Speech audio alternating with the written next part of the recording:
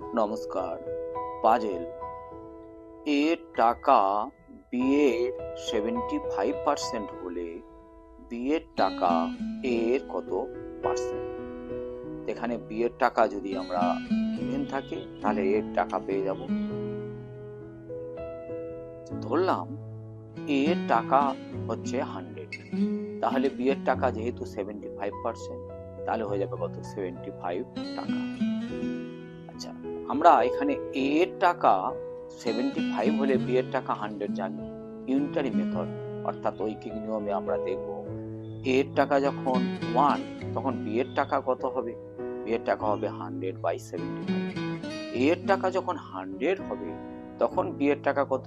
100 × 100/75।